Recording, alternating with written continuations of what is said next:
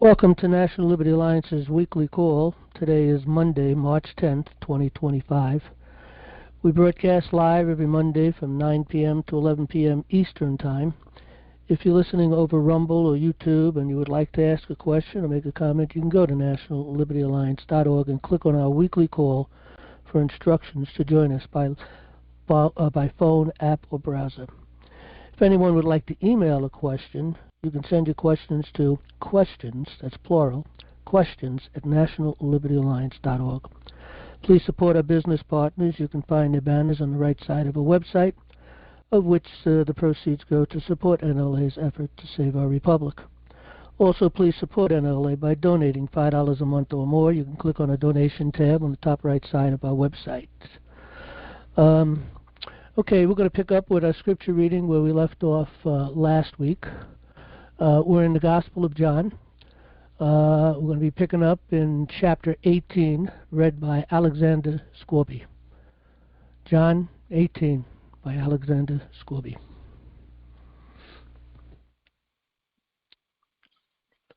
Chapter 18. When Jesus had spoken these words, he went forth with his disciples over the brook Cedron, where was a garden, into the which he entered, and his disciples. And Judas also, which betrayed him, knew the place, for Jesus ofttimes resorted thither with his disciples. Judas then, having received a band of men and officers from the chief priests and Pharisees, cometh thither with lanterns and torches and weapons. Jesus therefore, knowing all things that should come upon him, went forth and said unto them, Whom seek ye? They answered him, Jesus of Nazareth. Jesus saith unto them, I am he. And Judas also, which betrayed him, stood with them. As soon then as he had said unto them, I am he, they went backward, and fell to the ground. Then asked he them again, Whom seek ye? And they said, Jesus of Nazareth. Jesus answered, I have told you that I am he. If therefore ye seek me, let these go their way. That the saying might be fulfilled which he spake, Of them which thou gavest me have I lost none. Then Simon Peter, having a sword, drew it, and smote the high priest's servant, and cut off his right ear. The servant's name was Malchus. Then said Jesus unto Peter, Put up thy sword into the sheath. The cup which my Father hath given me, shall I not drink it? Then the band and the captain and the officers of the Jews took Jesus, and bound him, and led him away to Annas first, for he was father-in-law to Caiaphas, which was the high priest that same year. Now Caiaphas was he which gave counsel to the Jews that it was expedient that one man should die for the people. And Simon Peter followed Jesus, and so did another disciple. That disciple was known unto the high priest, and went in with Jesus into the palace of the high priest. But Peter stood at the door without. Then went out that other disciple, which was known unto the high priest, and spake unto her that kept the door, and brought in Peter. Then saith the damsel that kept the door unto Peter, Art not thou also one of this man's disciples? He saith, I am not. And the servants and officers stood there, who had made a fire of coals, for it was cold, and they warmed themselves. And Peter stood with them, and warmed himself. The high priest then asked Jesus of his disciples and of his doctrine. Jesus answered him, I spake openly to the world. I ever taught in the synagogue and in the temple, whither the Jews always resort, and in secret have I said nothing. Why askest thou me? Ask them which heard me what I have said unto them. Behold, they know what I said. And when he had thus spoken, one of the officers which stood by struck Jesus with the palm of his hand, saying, Answerest thou the high priest so? Jesus answered him, If I have spoken evil, bear witness of the evil. But if well, why smitest thou me? Now Annas had sent him bound unto Caiaphas the high priest. And Simon Peter stood and warmed himself. They said therefore unto him, Art not thou also one of his disciples? He denied it, and said, I am not. One of the servants of the high priest, being his kinsman, whose ear Peter cut off, saith, Did not I see thee in the garden with him?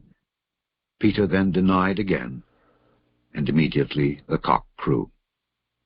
Then led they Jesus from Caiaphas unto the hall of judgment, and it was early. And they themselves went not into the judgment hall, lest they should be defiled, but that they might eat the Passover. Pilate then went out unto them, and said, What accusation bring ye against this man?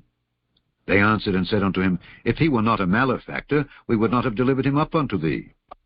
Then said Pilate unto them, Take ye him, and judge him according to your law. The Jews therefore said unto him, It is not lawful for us to put any man to death, that the saying of Jesus might be fulfilled, which he spake, signifying what death he should die.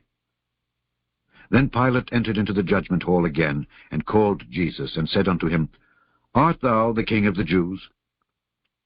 Jesus answered him, Sayest thou this thing of thyself? Or did others tell it thee of me? Pilate answered, Am I a Jew? Thine own nation and the chief priests have delivered thee unto me. What hast thou done? Jesus answered, My kingdom is not of this world. If my kingdom were of this world, then would my servants fight, that I should not be delivered to the Jews. But now is my kingdom not from hence.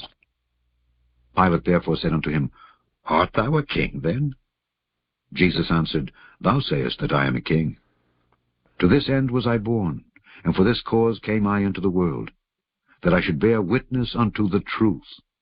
Every one that is of the truth heareth my voice. Pilate saith unto him, What is truth? And when he had said this, he went out again unto the Jews, and saith unto them, I find in him no fault at all. But ye have a custom, that I should release unto you one at the Passover. Will ye therefore that I release unto you the King of the Jews? Then cried they all again, saying, Not this man, but Barabbas. Now Barabbas was a robber. Okay, Jan, do we have any questions tonight or any announcements? We have several questions, John. The first one, if you have a felony case in California and states all felony charges are to be heard in a court of record, if I challenge jurisdiction in state court based that it's not in a court of record, when it's denied, what is the correct procedure to handle this matter? I've provided a writ of error to the court challenging jurisdiction already, but would an injunction be appropriate to handle this situation? Or what approach would you advise if time is of the essence? For a constitution, you want me to finish it? Or? Yeah, I'm sorry, go ahead. For a constitutional challenge, or how can I invoke a court of record and get out of this statutory jurisdiction? How do we move from a state court to a federal court? All right, well, yeah, this is a major problem because all courts are acting as chancery courts, and chancery courts are statutory courts. They're, ultimately it's the law of the city. And that brings us to Babylon, to control the slaves, control the people. That's what it's all about. And, of course, all of our courts have been polluted. They've been, really, the pollution really started back in 1750. And that goes, of course, we were colonies back then. But they were already changing our courts, or endeavoring to do so. They did a really good job at it. They've succeeded in many, many ways, even back then. Even by the time we have the Constitution and the Bill of Rights, even at that point, many courts have already turned to chancery courts. And, of course, that's the work of the bar. The bar was established, sent here in 1750. And they've been working all the way up till today. And it's very difficult because these people's mindsets are so impressed on a false premise that, our law, well, again, it gets very confusing because they've taught different things at different times. So some lawyers will say that, that we're under Roman law. And others might claim that we do come from under English law originally. But both of them, deny ultimately the common law from how we understand it, which ultimately is really common. Common law is nothing more than common sense. That's all it is. You build your case on maxims, and maxims, of course, it is a truth that cannot be denied. And so there are thousands and thousands of maxims that have already been recorded, and many, many more to be found. But when you go into these courts, it's very difficult to really get justice. I'm in the middle of an argument right now in a particular court case concerning the same thing, where they changed our papers from an action at law to a complaint. And so we filed a paper to change us back, to make the point that what the meaning of a complaint is found under civil law, where an action at law is found under, common law. And I got to the point in the argument, and ultimately preventing us from filing the paper.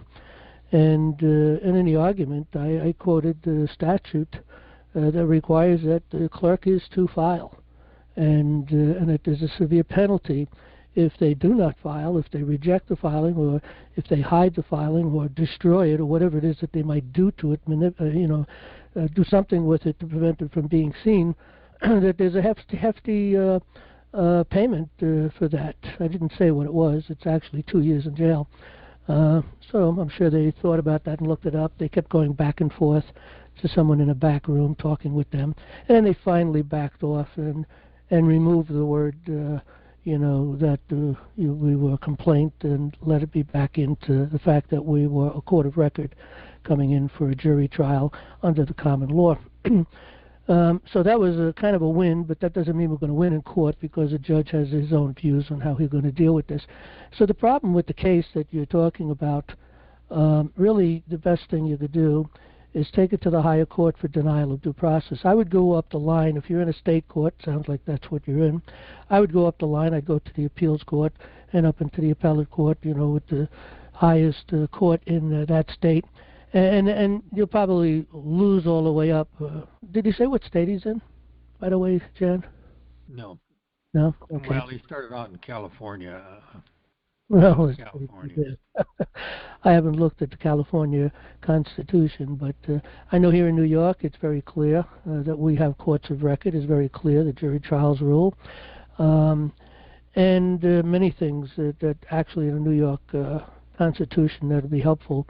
But the cases or the points that could be made, and this was a case and a point that I made in this story I just told, which just happened today as a matter of fact, was I referred to Article 3, Section 2, and I advised them to forget what they learned in school, because I know at this point I was talking with a lawyer that came out from the back and was with the clerk. I said, you guys got to forget what you learned in school and go find out the truth. Go open a book. It's called Black's Law Dictionary or Bovier's Dictionary, and look up the meaning of these things, of what law is.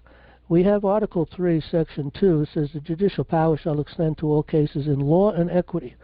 So equity is statutory. It's legislative law, and it's created for the sole purpose to control commercial activities. In the case of the United States, it's interstate commercial activities, and also to control the people within the different government agencies.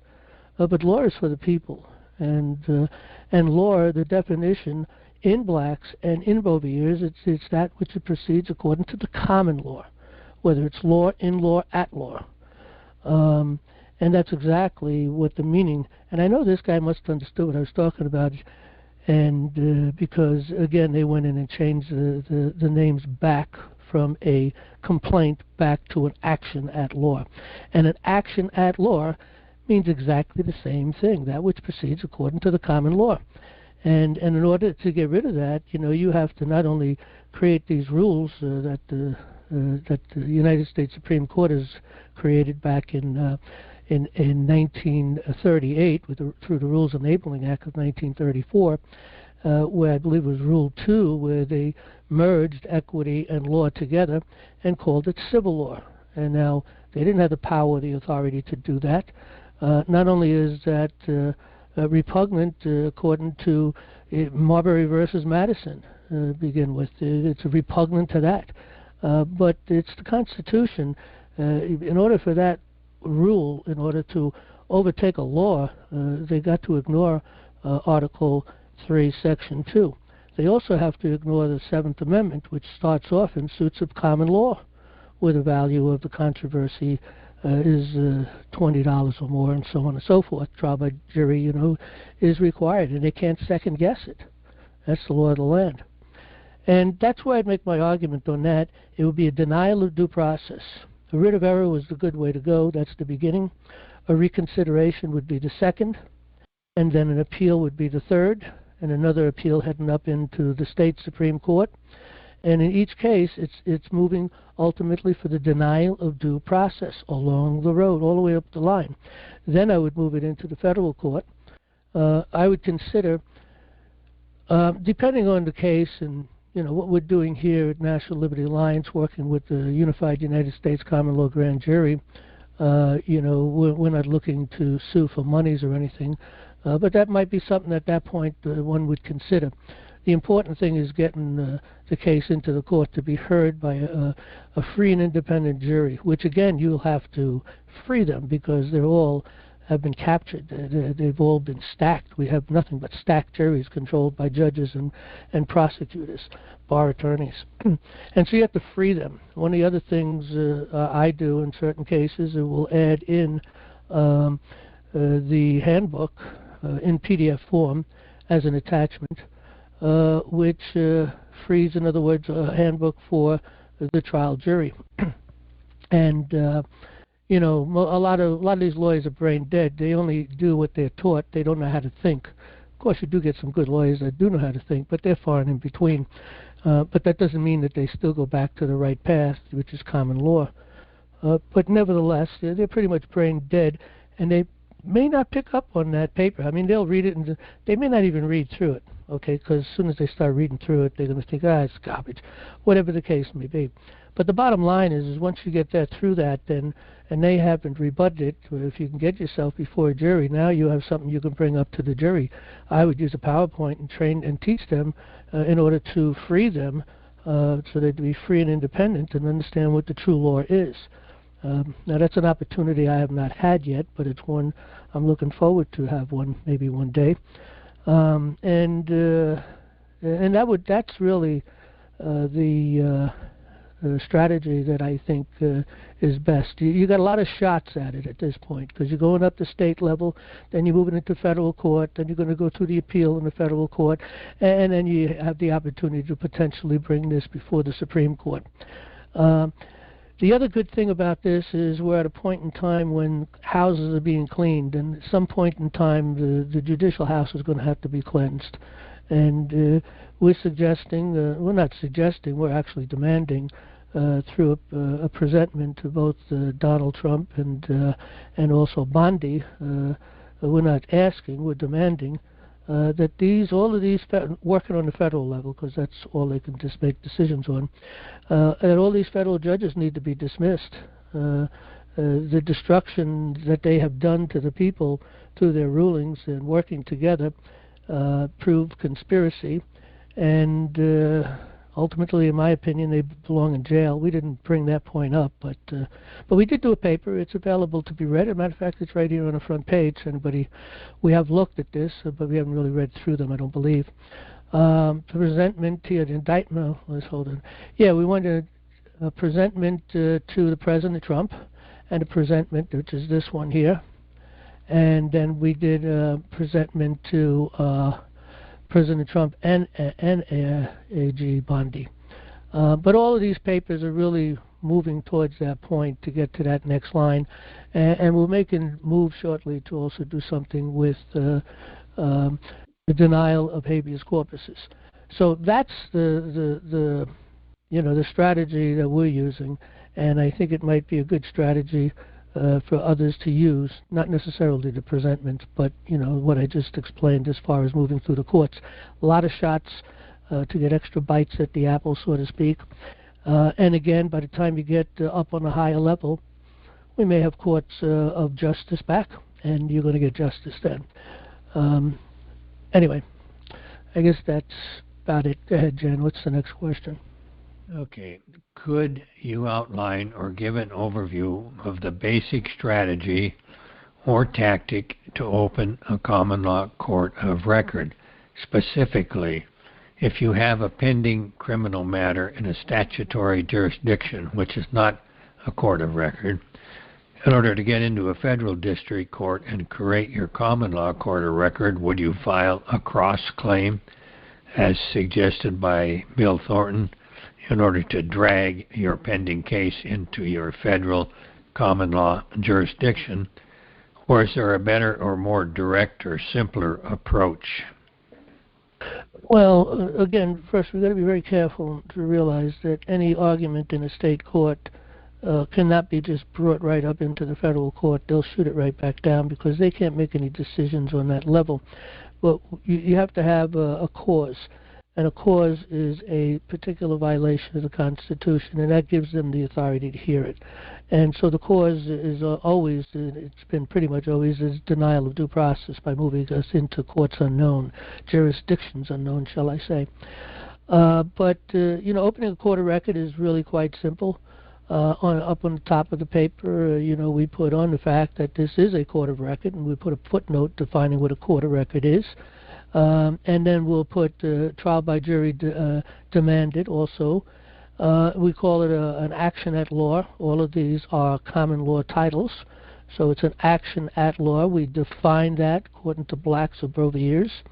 And then, in the beginning, it's pretty much, the plaintiff, name of the plaintiff, here and after the plaintiff sues the name of the individual, here and after the individual, here and after the defendant in this court of record for a certain whatever we're suing for, and then proceed to continue to build the case. Also, up on the top, right side, where you put this court of record, it should be called an action at law, and define the action at law. All of these are really, there's like 5 different ways we're telling them this is a court procedure, which is to proceed according to the common law. You can also, in the paperwork, make reference to the 7th Amendment, and also Article, as we just read a little while ago, Article 3, Section 2, which talks about law and equity, and of course in footnotes I would put the necessary, meanings of those things. And that's the case. I did just recently write a pretty good case.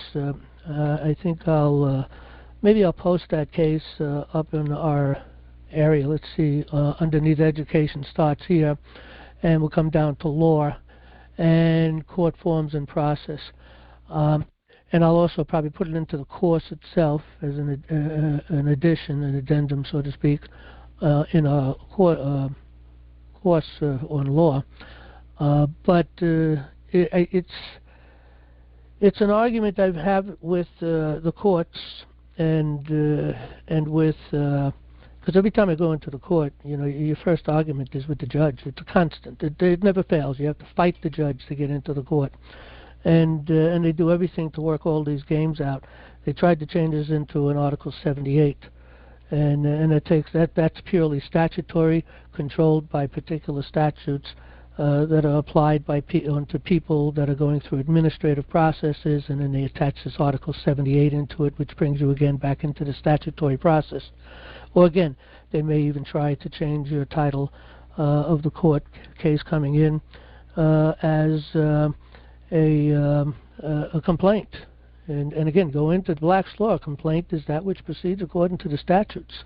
So again, there's just a lot of key things and key words that you can use, so what we did is they threw us out on this case I'm talking about. They threw us out on failure to serve properly. Okay, which we know we've served perfectly. So they confused the court with so many different issues, calling us an Article 78 case and going through all of these different things. So we decided to do was change strategy, let the court case fall apart, refile, put the money out again and refile the case, but cover all the points right in the paper. And so we covered a lot of points in order to prevent them from moving into a certain position or a certain way to try to, deny a jurisdiction or try to secretly move us into another jurisdiction. So I will post that up. I'll try to do that this week if I can find the time. And I'll make note of it next Monday if we do put it up there. And this case might be very helpful in writing a case that tries to maintain the jurisdiction that you're trying to keep, which of course is the jurisdiction of law. LAW. The word law means exactly that, period. That which proceeds according to the common law. Anything else that's law with a little l instead of a big L I use, that would be statutes, regulations, and codes, and that's equity. That's law and equity. But even law and equity is to proceed according to the course of the common law. From the standpoint, it has to pass the muster of common law, and that's why the juries have the power of nullification. And so if it's a criminal case, there could be applied certain statutes on an individual working for an agency or commercial activities. Those statutes are part of that case because they agreed to work under those conditions. And that, an agreement unless first. Nisi prius would be the opposite of that, unless first. So, once you lay that out, then of course those could be applied against those people. But the power of nullification is in the people. They may not like the law. The law may be repugnant. Now the rules are the same thing. The rules of common law are to apply both in equity and law, and that's American jurisprudence. So again, logic is supposed to prevail. That's the key to common law. Logic, common sense. Things that cannot be denied. All men are created equal. Can't deny that. We may be born with different qualities and different abilities, but we're still all equal.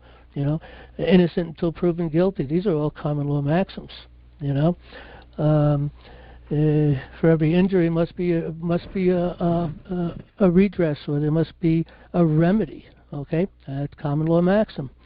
There's still quite a bit of common law maxims that are held up in a court. Unfortunately, all too often, because of ignorance, they're not brought up. One of the big ones that's mostly violated is, in order for there to be a crime, there has to be an injured party, and there's another side to that coin, which again, in order for you to be guilty of a crime, you have to prove intent, and I hear cases all the time. When you think and look at the case, there's no intent there. Let's say you have an accident, an automobile accident, and someone dies, and they get you for manslaughter, something like that. Well, then are you saying that I saw someone coming across the street and I steered my car into that person to kill them or something? Is that what you're saying? Because can you prove that? The point is it's an accident. Now, it could be that there's negligence involved, but negligence isn't necessarily a crime. But you can be held liable in a civil case for negligence. But anyway, our whole court system is turned upside down on its head. And anyway, that's a strategy I would use. Next question. Okay, John, that was the last question. Oh, okay, good. Okay, I know we have the queue open. Let me see if anybody's in the queue. One person in the queue. Anybody wants to get into the queue? If you're on a phone, *6 and a 1. If you're on an app or browser, should be a button to get into the queue. But before we start taking questions, I want to make a note. Just published another book for people who might be interested. The last book, book I just recently published was What Must I Do to Be Saved? Of course, it's a Christian-based book, and this is done in a handbook type thing. It's a relatively small book, but it's only a few dollars, but it's done in a handbook way, and I think it was 81 pages altogether. So for anybody interested. Okay, let's move over to questions. Let me move back. And all the books, anybody interested, are found under the welcome tag. Come down to Books by John Naresh, and there's links to get more information on these books, and then there's a link where it'll lead you over to Amazon for purchase. Okay, we're going to take our first person in the queue. Glenn, what state you're from? You got the mic, Glenn. Hi, Glenn. I'm from Pennsylvania. Glenn from Pennsylvania. You're right ahead. Yeah, well, I've got some traffic issues. I went to district court and obviously was found guilty, which I figured, but I did get my evidence into the record, and I am now appealing to the Superior Court. I just started your course, And I got, let me see here, the list of documents to get entered or to file. I have file a notice of special appearance, file a notice of motion, file a verified jurisdictional challenge, and file a, I have written file and demand, which is a notice or not to, okay. I was a little confused on that last one. I must have. Yeah, that you're confusing with something else because that wouldn't be part of the list. Well, it says a demand, which is a notice to not remove my documents. Oh, that's a different thing. Yeah. Okay. Yeah, I Okay. thought notice of demand is a different thing. Yeah. Look, at one of the key things, and now it was a traffic violation, right? Correct. And I entered into evidence 4 pages of Supreme Court case law on the right to travel because the license was suspended. I haven't rescinded it from the state yet. The automobile registration was expired. I had no plans on re-registering it. And I was pulled over because of the expired automobile registration. One of the other documents I entered was Pennsylvania Supreme Court case from, I believe it was 2020. It is Pennsylvania versus Copenhagen, where the Supreme Court addressed the question as to whether or not expired registration is a breach of the peace justifying a traffic stop, and they ruled that it is not, making the traffic stop illegal. So I motioned the court, verbally motioned the court to suppress all evidence obtained, and that was denied. Okay. All right. Well, look, and you don't have a driver's license? Yeah. You expired, or what happened? I'm sorry? You had one and it expired, or what? No, I had one. I got pulled over January 2nd of 24. I responded to that in out of state in Maryland. I responded to the ticket twice, and Pennsylvania sent me a letter saying that since I did not respond, they were suspending my license. But I responded twice. I called PennDOT, the Pennsylvania Department of Transportation, and the lady informed me that I either had to have a hearing in Maryland or pay the fine. And just simply responding, which is responding and paying the fine are two different things, So I told her, I wasn't found guilty of anything. You could have paid the fine and write under protest in it, and then go back into the courts. At least this way, you wouldn't be driving without a license. And of course, I have a license. I'm not happy about having to have a license.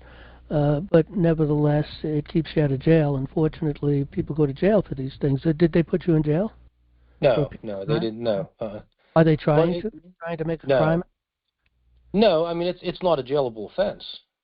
Well, here in New York, it is. Well, yeah, and I don't understand how that is really. Unbelievable. Yeah. Unbelievable. But look at really, the whole thing is a fraud. In order to respond to these people properly is to try to kind of cut them off at the pass at certain points, and that's why you come in with a special appearance, which means, because once you appear, you're kind of agreeing to what's going on, especially if you make a plea, because they'll work overtime to try to make you make a plea. At some point, the judge says, I'll just put the plea in for you, and then you ask him, well, are you going to represent me? Got to be careful, because that could get you in trouble, that question in a court. It depends on the judge, and, I don't know that you want to really say that. But that's really, what it is. I mean, if you're going to put a plea in for you, he's obviously representing you, Yeah. And therefore, he can't make a judgment on you. You got to leave the bench. You're representing me. And that would be a position that you might want to make. That's number one. Did you agree to did you make a plea or no? Well, in Pennsylvania, if you don't, then they come and arrest you. Okay, that's why you come in with a special appearance to test the authority of the court. And you can't. Yeah, you can't even get a hearing without entering a plea. that you wanted, the magistrate I wanted to don't hear. know. Yeah, that I'd have to think that out and learn a little more about how that system works out in Pennsylvania. And obviously, I'm in New York, so it's a different Yeah. thing. But so I don't know. But again, my strategy is coming in by special appearance, and that's an appearance ticket, okay? But you're appearing special appearance. In other words, you're not agreeing. And the very first thing would be challenge of jurisdiction. Once jurisdiction is challenged, it must be heard. That's the law. All together at the same time, that's the papers that I would be bringing in. So it's a jurisdictional challenge. And what you'll find more often than not, you'll have your paper, and of course you have to have your paper, which is laying out the fact that they don't have jurisdiction, which, the paper I've written, I think is clear. I mean, it's a winning paper, just that they don't want it to win, But in any event, that has to be rebutted, and so you'll find a judge that'll turn and say, well, okay, I decided I have jurisdiction, and you object to that. You can't decide that without hearing the case. The law requires once jurisdiction is challenged, it must be heard, and you didn't hear the case. I put my paper in. The other side was brain dead. I wouldn't use the word brain dead, but so to speak, they're brain dead. They didn't respond, so they didn't rebut my affidavit. And once an unrebutted affidavit rules the court, your decision, therefore, Your Honor, should be for me, because that's the only thing before the court. I laid it out. Now, of course, they're going to get a lot of frustration by these arguments in court, but that's the position that I would pursue. And I did pursue that position, and I did move it into state court, and I did sue both the judge and the prosecutor, and I'm in the middle of still arguing that case. They just don't want to give it up, and the state court shakes hand with them. They protect them, But again, my argument's still in the court. I'll move it up the ladder. And I was only for a speeding ticket, but of course, then what they did, their response to me at some point, instead of responding to my papers, they just outright responded directly with a fine and a guilty. Found me guilty, and I just added that into the case and doubled my amount of monies that I was asking for, and then again, the next part of that case, what happened was that. The judge threw it out for improper service. Now, service was proper, but they didn't even challenge service. They didn't even challenge it. So I said, okay, fine. So I reset the whole case, and I filed the case. The paper exactly the wording what they said, and they defaulted a second time. Their answer, of course, at that point was, giving me a ticket, giving me a fine and a decision. Then they defaulted again, and I just recently filed the papers of default again. And what they got me on the first time was they got this new rule out there. It just came into effect, I think, in 2024.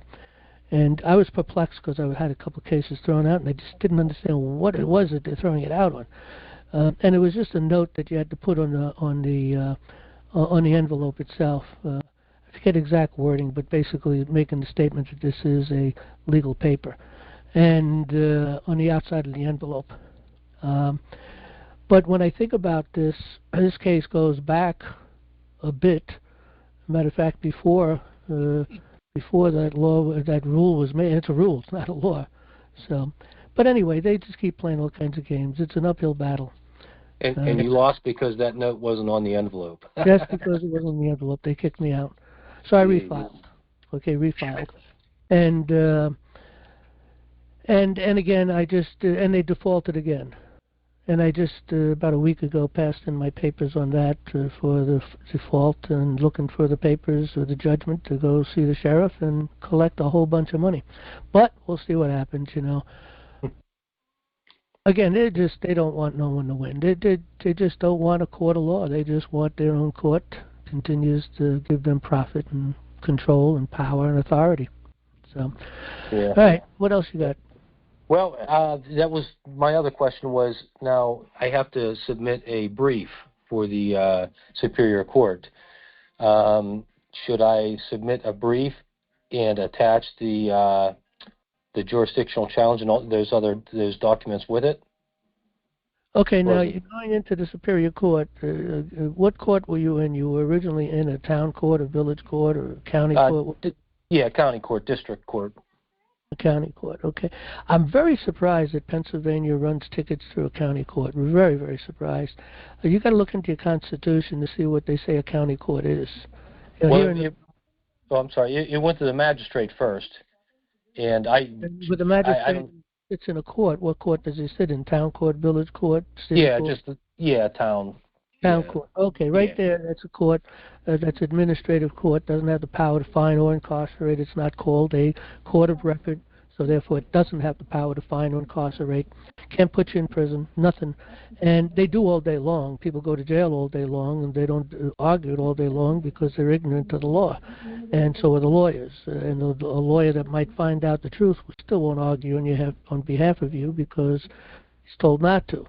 You know. The judge will rule it out and take him into his back room and really get on his case and threaten him with losing his license. Go back there and do the right thing now, Mr. Lawyer, and protect the state. And so anyway, yeah, that court definitely does not have jurisdiction. Okay, it doesn't have personam jurisdiction. It has subject matter jurisdiction because, you know, any case that comes in there with someone that's operating under commercial activities and violates a traffic violation, they're liable. Okay. Well, I wasn't operating under commercial capacity. That's the point I'm making, though. That they do have the subject matter jurisdiction, but they don't have the personam jurisdiction. They don't have jurisdiction over your person. Have you moved it out of the court yet? Well, I didn't even go to magistrate court because I know that's not a court of record. Who applied the authority against you? Well, the magistrate found me guilty, and I appealed to he was sitting in a power place. He was sitting in the town court then, right? I'm sorry? He to find you guilty, he's got to do this from a court. What court was he in? Is that the town court? Yeah, just local town court. Okay, back to the same thing I was saying. What I would do is I'd write a new paper and start from the beginning and tell them I would. Again, you have to be creative on how you're going to put this paper together, put the wording together, and you're going to want to go over it, massage it, trying to really work it out because you're coming in after the fact, but you're straightening out the fact that you just discovered the fraud that's going on here. Whether you use the word, I'm going to use words that you probably shouldn't use, but you have to put other words in there. You know, because you want to be careful how you approach this. You don't want to insult. You don't want to go in there angry. You don't want to go in there, you know, when you're going up against the court. But the thing is go back to say, look, you know, I just realized that I've been brought into this court unlawfully, and I didn't understand things. And again, we were looking at fraud. I wouldn't use the word fraud, but you find some other word that pretty much says almost the same thing. And you're going to come back. You never plead, right? You never made a plea. I can't remember if I had to write something for that or not. Like I said, if you don't, they won't accept the paper, and then they'll issue a warrant for you. Okay. Well, the thing is you want to come in and re-come in from a different perspective. You want to do the papers. Did you do the papers correctly? Did you do a special appearance? Did you do a challenge of jurisdiction? No. Okay. No, well, those are two things you have to do. Well, what papers did you file? Well, like I said, I took the evidence in with me, Supreme Court case law, a bunch of codes. Yeah, but again, that all has to be couched inside of a challenge of jurisdiction. Okay? Now, let me think about this a minute. Coming in, challenging the jurisdiction. You see, before you even make that case, that part of the case, that'd be another time maybe that you'd consider working with that paper, you know, those kind of positions. Really, the thing is challenging the personam jurisdiction, that they don't have it, and that the jurisdiction you're in must be put onto the paper. All papers have to have the jurisdiction of that court, and that's one of the things. That's the law, and it's not there. No courts do that. So that's something that needs to be made the point. I need to know the jurisdiction. This court is operating apparently under traffic law, because they'll give you a code, and you can go look at the code, and you can find this under traffic law, and so on and so forth. and that makes it an administrative court, and for those things up for people operating under commercial activities. Again, I did write a paper on this. It's in the course, and it's also up on our website under Education Starts Here. Come down to law, and then come over to court forms and process. For those people who aren't taking the course, they can get at least that kind of information on that, different papers that could be written. But anyway, that's the strategy that I've put together, and it works. You know, you got to file on demand. This is for traffic court, an appearance ticket, a notice of motion, and a verified jurisdictional challenge, affidavit of default. But that all comes later on, those other things. But the first 4 points are the papers that you have to file. And then from there, as soon as they violate that, you offer the correction with a writ of error, and you make the point that once jurisdiction is challenged, it must be decided. And you push that process all the way through until you can't push it no more because they're just not going to hear it anymore. Then you move it into the higher court for cause. For denial of due process. That's the key. And that's what I would bring into the state court as well as into the federal court. And the federal court will listen to nothing but. You don't want the state court to listen to your case in any shape or form, because that's not the point. The point is that court can't give me due process. I'm arguing that they don't have jurisdiction over me because that's a denial of due process. At some point you can even make the case that a statute in itself is a denial of due process because it automatically fixes a guilty plea on you, a guilty decision on you, number one, and it also has this fixed punishment given also. All of this is repugnant to the law of the land. Okay. So I still will do that at the level it's at the Superior Court, or Superior Court appeal, right? Well, okay. So you went to the first you were in the traffic court, which is a town court. Then you're into the another court, which is a state court. Then county court, yeah. No, you're in the county court. Okay. Yeah. So you moved it from there into a county court. Yeah. Is the county court a court of record? Yeah. So in the I believe so.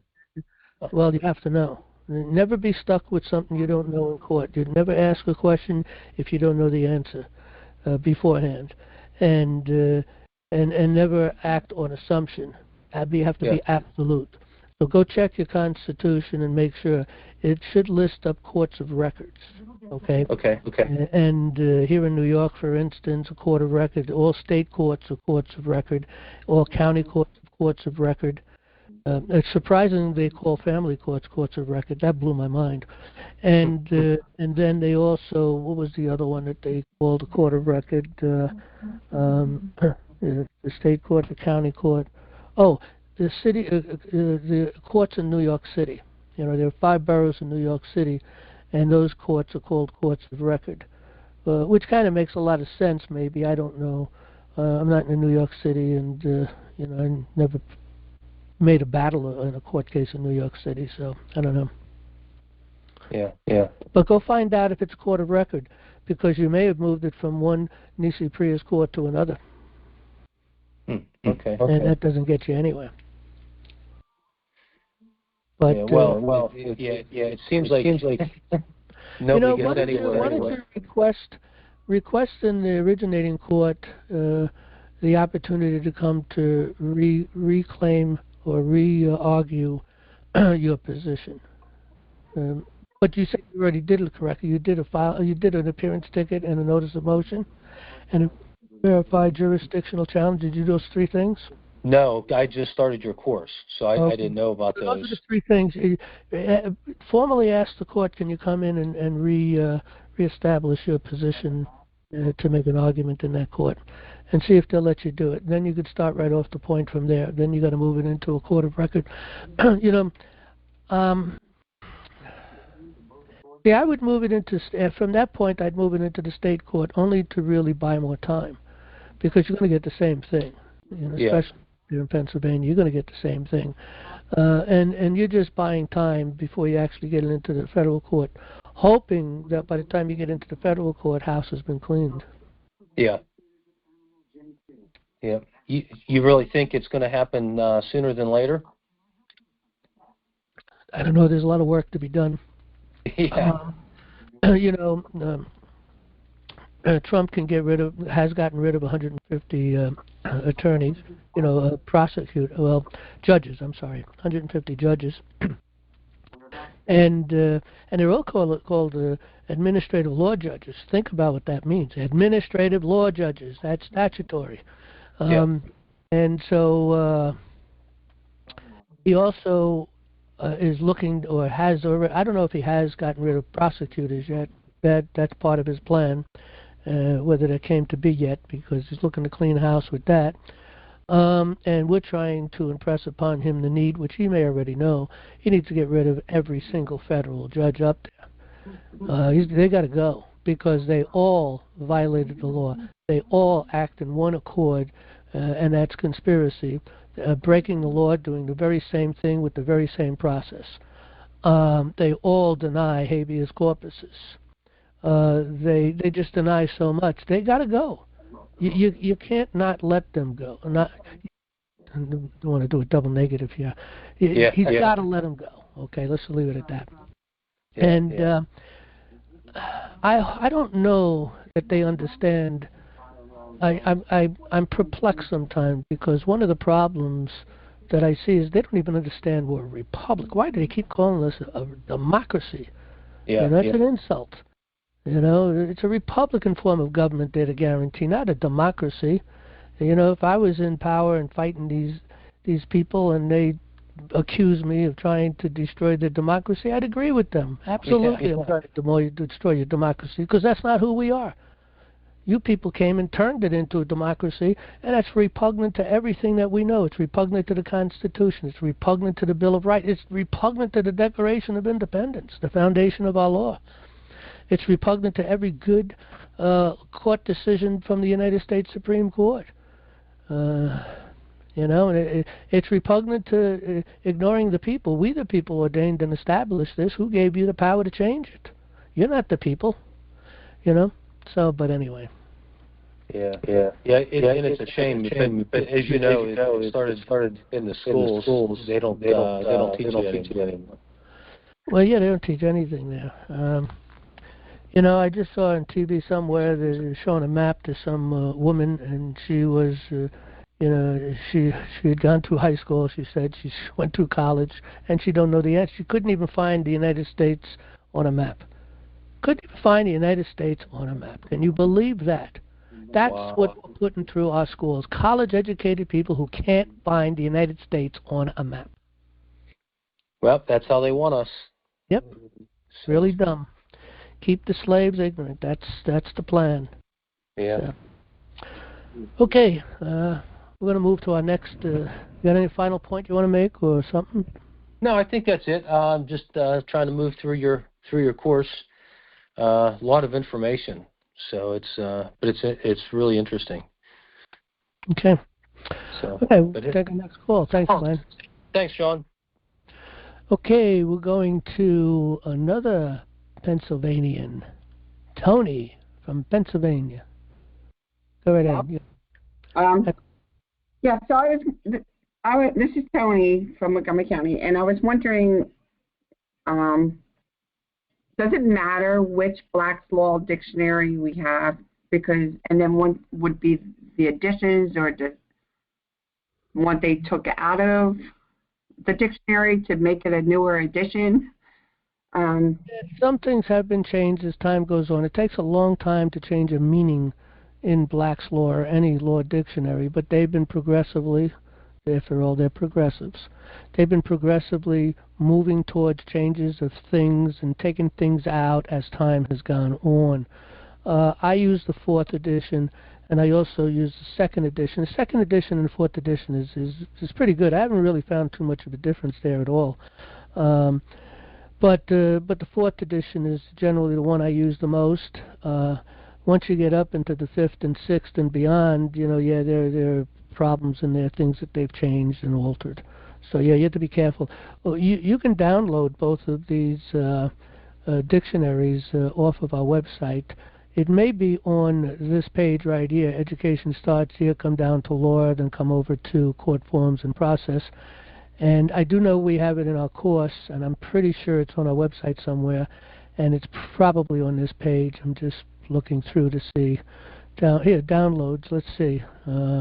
Bouvier's Law, Black's 2nd edition, and Black's Law 4th edition. Okay, great. Download those two right here. And Bouvier's Law is good too. It's not as, there's a lot more in Black's Law. I guess they've been around a lot longer, and they've been really putting this stuff together. Bouvier's Law is, sure, but it's a lot of good stuff in Bouvier's. I use them both. Bouvier's like made in America. I hate to say it like that, but or is it? Well, it comes from 1856. It's not necessarily that it's made in America, but it's less tainted. Okay, good. And that was all I wanted. Thank you.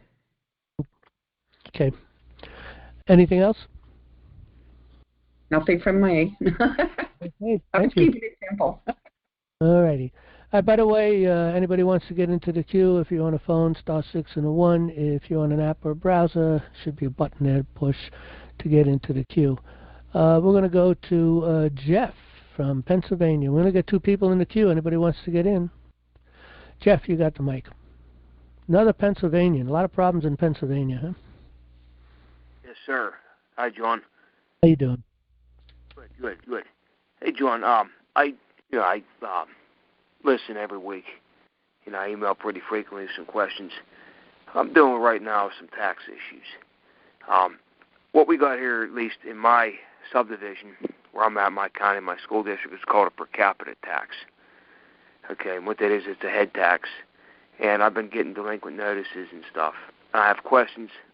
Hey, by the way, what are they trying to charge you on that cap tax? Well, they have 3 different time periods. They have the early $9.80, then it's like $10 and change, and then with the statutory penalties as we speak, it's like $20.50. And what's the purpose of that tax? Do they say? They said it's supposed to be allocated toward the school district, but we already have property taxes. We know one of the 3 is the school district tax. Yeah, but that's unlawful also. And I replied to them with a factual letter with questions, it's 1 page. And I stated all the facts from, statutory to constitutional.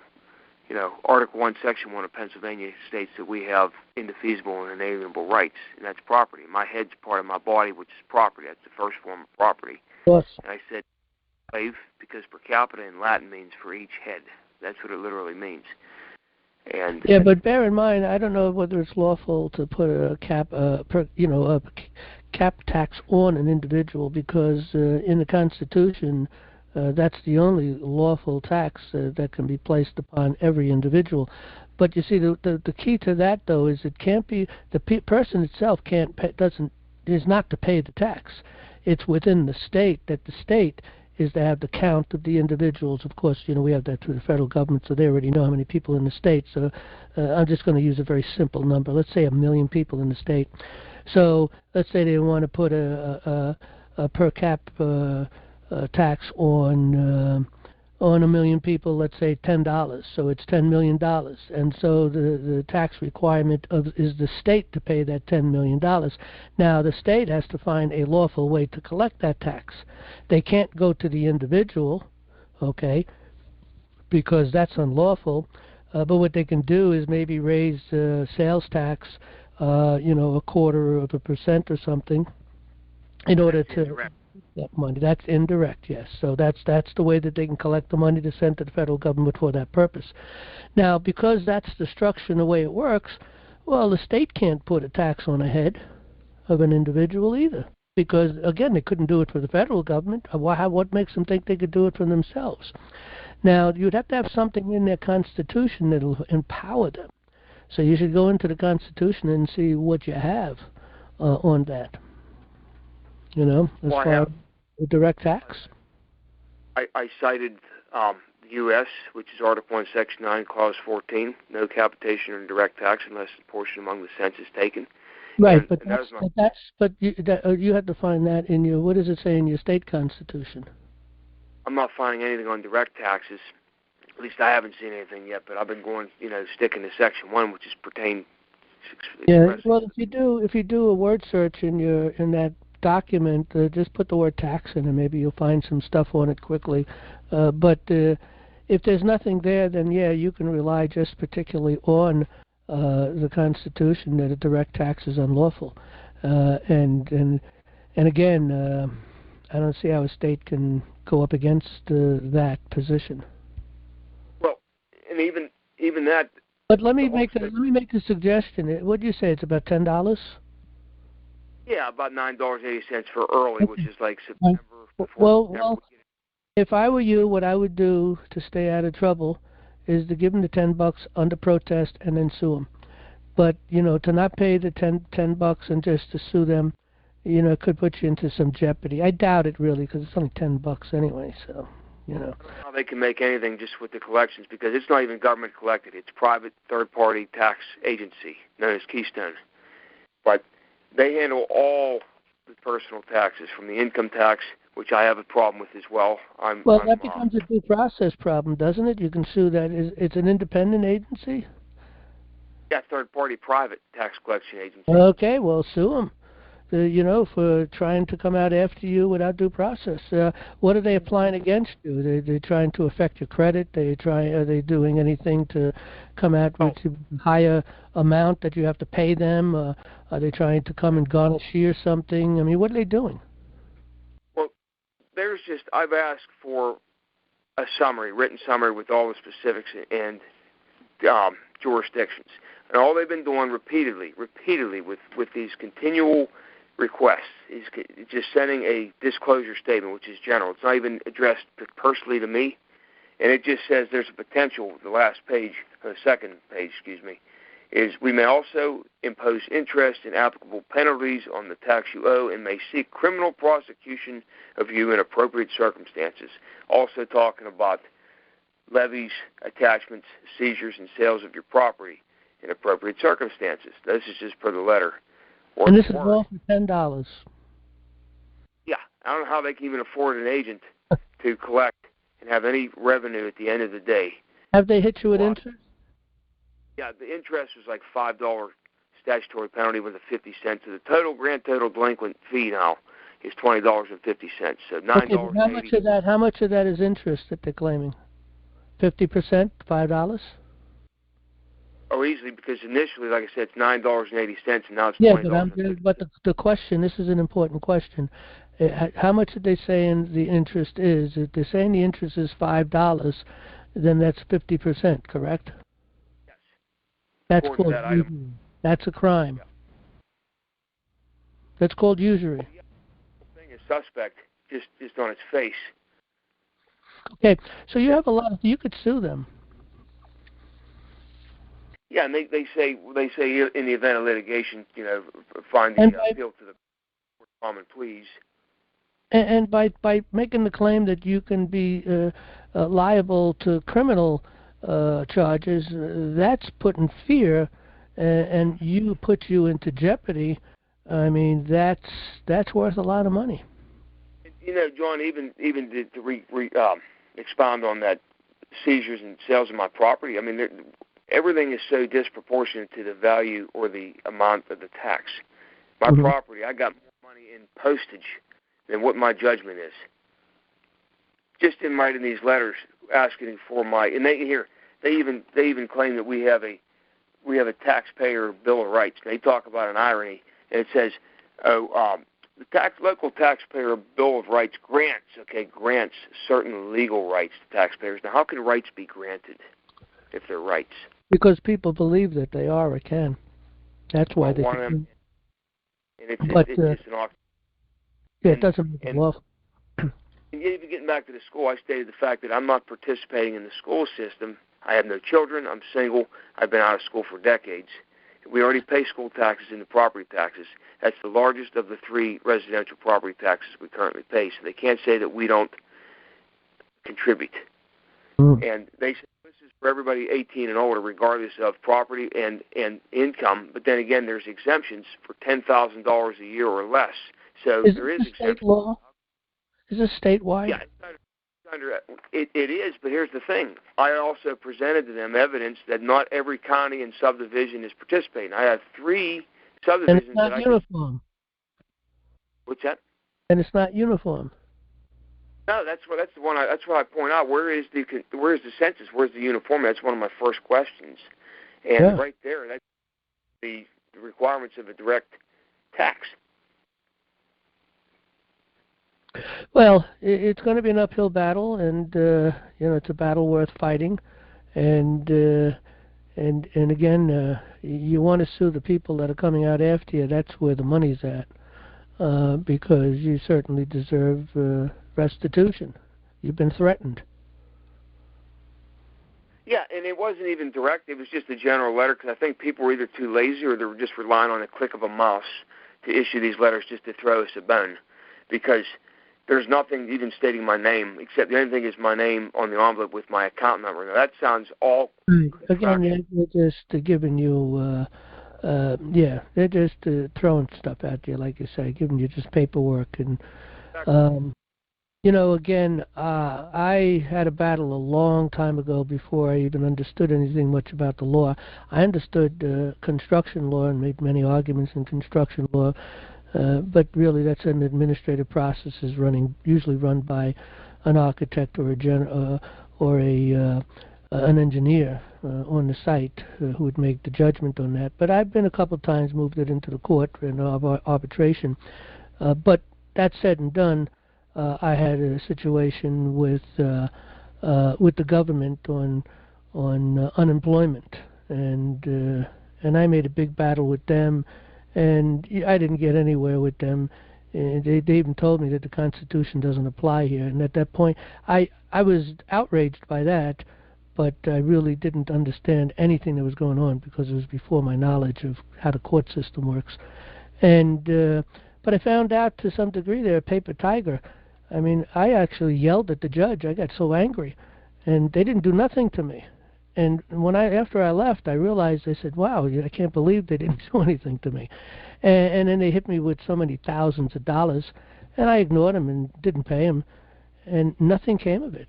And I'm wondering, when they go out after you for taxes, generally speaking, they sort of tag on to the federal government, let them do the fighting and stuff to get not only the federal monies but also the state monies. And that's the way I think they do it. Huh? That's concurrent jurisdiction. They like to latch on just like a speeding ticket from the city and the county. They like to get a portion of it. It's just a collection agency. That's what you made a good point. You brought up about the judge, quoting the Constitution doesn't apply.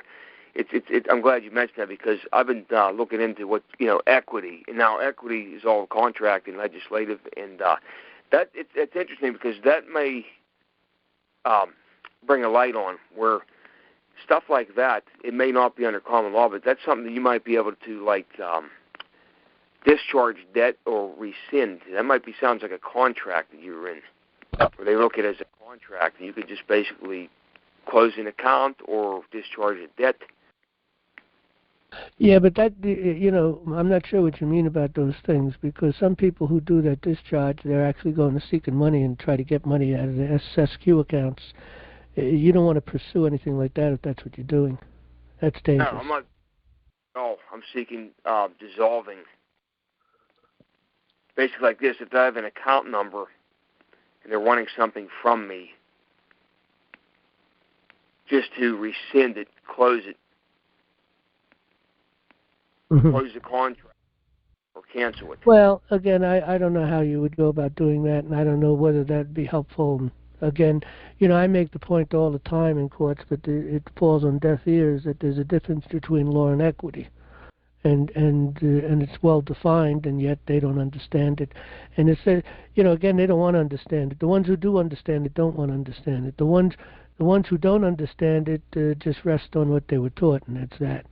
And because once you start taking those building blocks that they use to construct the knowledge that these people have in courts, the barristers, once you start hitting those building blocks, it upsets their whole world because it affects everything on them. Just one point, just for them to have an understanding between those two things affects their whole world.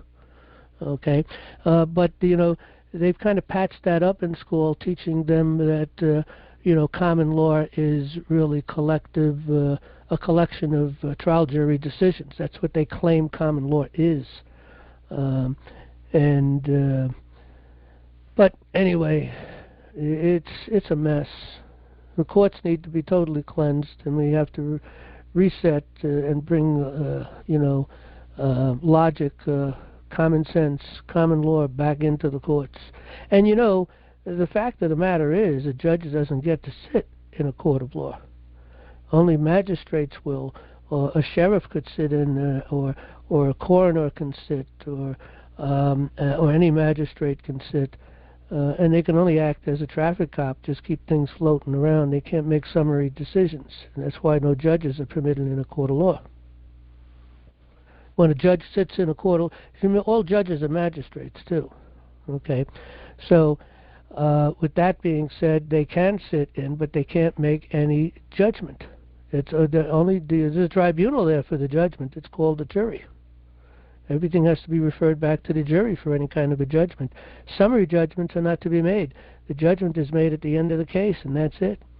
Judges come in and they make all kinds of summary judgments. They even throw out evidence. They say, you can't bring that evidence, you can't bring this evidence. And a court of law permits anybody to bring any evidence they want in. It's up to the jury to decide whether it has any weight to it or not. But anyway, it's a mess. We need to fix it. So, okay, anything final, Jeff? Yeah, John, the income tax, the state income tax, now I'm well versed on the federal, and I know I have the Internal Revenue Code, I have Dave Champion's books, and they're all factual, and I can match them up against other three authors, and they all come to arrive at the same facts. I know for a fact that the people in the 50 states in the private sector are not liable for the income tax. Now, that being said, most of the states piggyback off the federal law. Okay, exactly what they do. I don't think they'll chase you personally because they can't really build a good enough case, in my opinion. Now Keystone here, that private tax collection agency, handles the collection of the personal earned income tax, and they redefined income. Not them, but they cited the state. They had an amendment in 2002 called Act 166. Now they redefined income. Now I know they can redefine income, but they can't tax things that weren't first taxable before, just by the change of the definition. By the way, income has to do with income coming into a corporation, not a and that's why they did the caps on your letter, on your name. Okay, yes. Making you ultimately making you a corporation. And an argument could be made, well, if I'm a corporation, then anything I eat is part of the I got to keep that corporation alive. That corporation has to be housed. Everything you do, you can write off then. So even the argument that they make, they actually don't make the argument out loud. It's silent. It makes the judges feel more comfortable, like they can get away with it. As like you said, nobody wants to read. Well, I chose to read, and I followed it.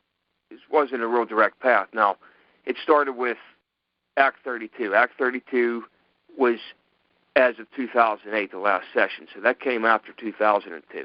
Okay, I followed that. I go straight to the definitions. Okay, now earned income is defined. Okay, and it's under such and such, but then it leads to it's called Title 61. If you go to Title 61 under Pennsylvania, it refers to Chapter 24 of the Internal Revenue Code, which is federal. Okay, and then it's from there it takes you to Section 3401 to 3406, which only applies to three classes of persons, and it's not 50 state citizens. Okay, so if the state is kind of piggyback off of that, then I hear people saying that no, Pennsylvania is not based on federal law. Well, that's everything I'm finding is based on the federal Title 26, which is the Internal Revenue Code, and from my understanding, was never registered, never entered into the Federal Register like Title 31, which is money and finance. So just like ATF and all that stuff too. So I don't know if I could rest assured that they're not going to have any more power than the federal IRS in Pennsylvania on the personal income tax, because they want to even say wages, salaries, and even exchange of property. Now, what if it's a barter? How can they even put a value on that? And again, that's a violation of, of your rights constitutionally protected property. What if we just want to exchange an item for an item or a deed for a deed? There's no monetary value. How do they even justify it in auditing or even trying to collect on that? Well, I'm sure they'll find a way. I'm sure they'll try to find a way, but that's... Well, again, it's all unlawful. Any tax against you is directly is a direct tax, and direct taxes are unlawful. And again, you can rest on the Constitution on that on itself, and the Supreme Court, where it had ruled that direct tax is unlawful, and the meaning of the 16th Amendment really put it right back where it belonged and directed itself right towards the corporations. There was no need to even write the 16th Amendment, is the point of it. Was just a correction of a case. Yeah, it was actually, it's been ruled that a income tax is an indirect excise. So you must be not only that, the 16th Amendment also was never ratified. So that's what I heard. The 17th Amendment was never ratified either. Yeah, I only heard 4 or 5 states properly amended it. Yeah, that's another rabbit hole there. Well, John, I appreciate it. Now, hey, I wanted to ask, do you have any contact info I could send you any information, like if you ever wanted to do an interview with a couple gentlemen or come to one of our Zoom meetings? We're in this Committee of Safety, and we meet every Wednesday statewide with all the committees across the state. I've invited Jan before. I told him to extend the invitation to you, but I didn't have an email for you. Yeah, well, I can, I'll come speak to anyone in the group, but I'll probably do it through Skype or something, or some kind of a online program. We do Zoom, audio, video, if you want. Zoom. Yeah, I do Zoom too. Yeah, I mean, I don't normally do Zoom, but I can because I have an account for that, so I can do a Zoom call. It's hosted by 2 women out in Lancaster, but we have every county. Well, we don't have all 67, but we have any county that's welcome. Anybody's welcome. But we've actually recorded our county in the county. We had to use an outside county, but it is recorded. It's legitimate. We have our seal, so we're actually settled. So well, if you want, just send a message to mail, MAIL at nationallibertyalliance.org, and put in the subject matter, put my name in there, and I should pick it up. On the subject. That's a Wednesday night meeting, John. What's that? Yes. It's conflict with your Wednesday night meeting. Oh, okay, yeah. What time is your meeting? From what time to what time? What is it? 7:30 to 9. Okay, well, I do a Bible study between 7:30 and 8:30, so it would be a problem. I don't know if you can get a special day, maybe do a Saturday, do a couple hours or whatever, or do something a little late. I could talk to the PA Pioneers, and they always meet. They meet almost weekly. We have our local county meeting every Monday from 8:30 till about 9. Half hour, 45 minutes, but just and Rosalind knows you. She's our chairwoman, she was our moderator, so she's familiar with you. And you were actually one of our meetings. Yeah. Well, did you do that on Mondays? You said. Yeah. Yeah. That conflicts again. What time though? I mean, I could do something earlier on Monday. I think. I guess I could. I really wouldn't like to because I like to get that rest because. I beat the clock all day long. I tried so hard to get done early, and it's the next thing you know, I try to get a little break between that and a Monday night program, and same thing on Wednesdays. I got my program, and then I got a committee of safety going here in my county. I'm waiting to hear for the next meeting. We're just trying to organize. So, but if we could work something out with time-wise, maybe just have a special meeting one day, on a different day. Yeah, how about this? I can make mention of your schedule, what you prefer, and just get that email to somebody up in the host leadership for the Zoom for that statewide thing, and they can make a personal arrangement maybe sometime, and they can still probably. Yeah, I could do Tuesday, I could do Thursday, and I could do Saturday. Those are kind of the 3 days that tied up. I don't like to do much on the Lord's Day, and And Fridays, I try to spend time with the wife and family, so I try to break away early. And but anyway, my life is full. But we could find a time as long as we can, accommodate some different thing other than Wednesday.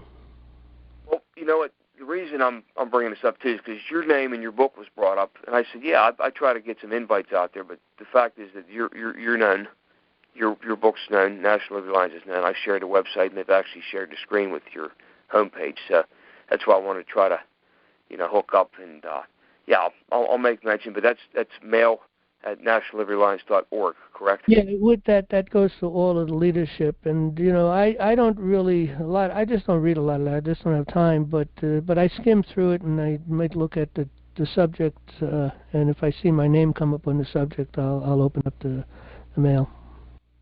Yeah, that's what I'll do. I'll drop that in the chat our next meeting, Wednesday, and they can decide when based on your schedule, which I'll provide, the days you told me. And then they can make the arrangements personally to maybe have us all. All right, that sounds good. Okay, thank you. We'll take our next caller. Appreciate it. And by the way, we only have 2 people left in the queue. Anybody wants to get into the queue, star 6 and 1 if you're on a phone, and app or browser should have a button there somewhere. Next call. Ross, how you doing? John, I haven't even gone through court anything like that. So in our state, general jurisdiction is left to the circuit court and the county court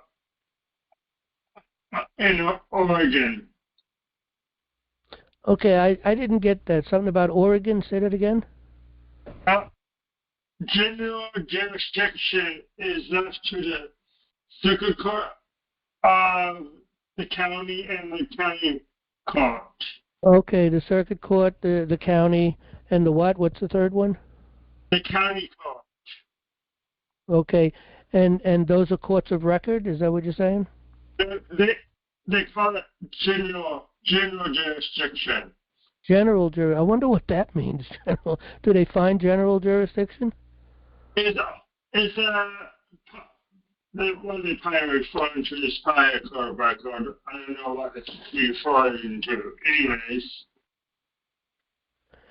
Yeah, that's. I've never heard of anything called a general jurisdiction. I don't know what that would even mean. General jurisdiction, in my opinion, is no jurisdiction at all. It has to apply to something in equity or something in law. And if it's in equity, then it has to be applied to some kind of a code and legislation, statutes or whatever, they got going there, and it would have to be defined under some title. So, who knows? I have no clue. Anyway, yeah, I don't even know what they're talking about, general jurisdiction.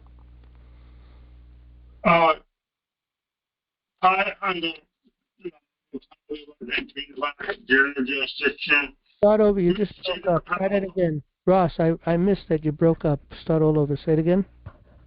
It's, general jurisdiction means general power of the government. General power, P-O-W-E-R? Yes. General power of the government. And do they define that power? None of this has any basis in law, what they're saying here. General jurisdiction being defined by the power of the government, but what is the power? And again, it's got to go back to some title. If there's no title, it has to be under a title or just under law in general, period. And law... It's under... in our Constitution, it says it in the Constitution of Oregon. It's a general jurisdiction. The Circuit Court of Oregon and the county I preside. Yeah, I don't understand any of that, Ross. I don't even know what they're talking about. It's because and again, a lot of the later states that came in, and they got a lot of them have problems in their constitutions, and And remember, there is a in the U.S. Constitution, anything that is in contrary to the federal law is null and void. Ultimately, I mean that's what ultimately it says in the Constitution. So let's see. Let me see. I believe that's Article 3. I think it's Section 2 here. Okay, that talks about. Hang on a second.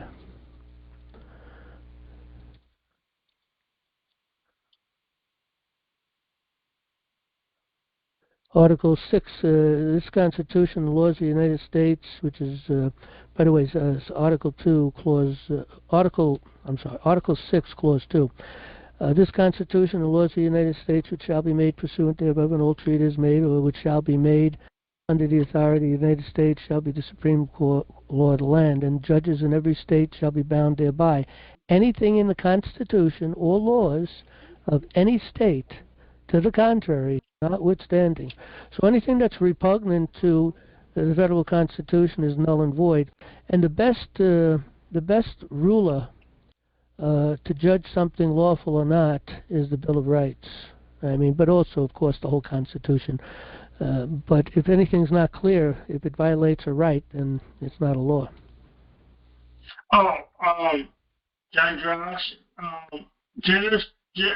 jurisdiction is the authority of the court to hear any type of cases, including civil, criminal, and family cases.